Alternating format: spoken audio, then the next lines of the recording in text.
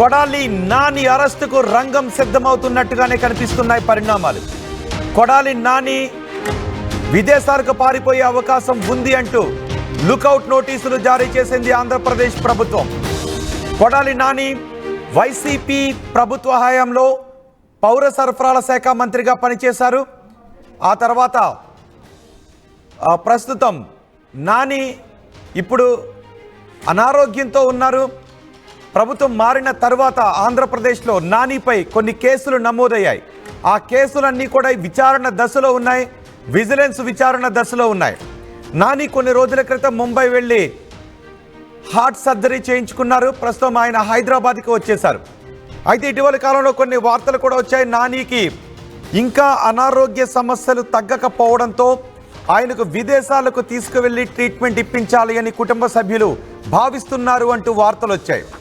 అయితే దీన్ని ఆంధ్రప్రదేశ్ పోలీసులు అనుకుంటూ ఉన్నారు. నాని విదేశాలకు పారిపోయే అవకాశం ఉందని అనుకుంటూ ఉన్నారు. నాని పాస్పోర్ట్ గురించి కూడా వాకప్ చేశారు. కొడాలి నానికి ఆంధ్రప్రదేశ్లో పాస్పోర్ట్ లేదు. ఆయన తెలంగాణలో అడ్రస్తో పాస్పోర్ట్ను పొంది ఉన్నారు అనే అనుమానాలు వ్యక్తమవుతూ ఉన్నాయి.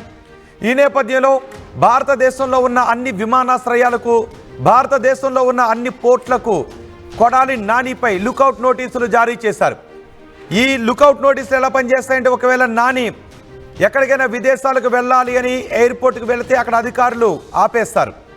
ఆ సమాచారాన్ని ఆంధ్రప్రదేశ్ పోలీసులకు చేరవేస్తారు. ఒకవేళ ఏదైనా పోర్టుకు వెళ్ళినా అక్కడ నుంచి ఆయన విదేశీ ప్రయాణం చేయాలి అనుకుంటే నానిని ఆపేయాలి, ఆ విషయాన్ని పోలీసులకు అందజేయాలి అంటూ ఈ లుకౌట్ నోటీసులు జారీ చేశారు. అంటే కొడాల నానిని అరెస్ట్ చేయడానికి ఆంధ్రప్రదేశ్ ప్రభుత్వం రంగం సిద్ధం చేస్తోంది అనే అనుమానాలు వ్యక్తమవుతున్నాయి.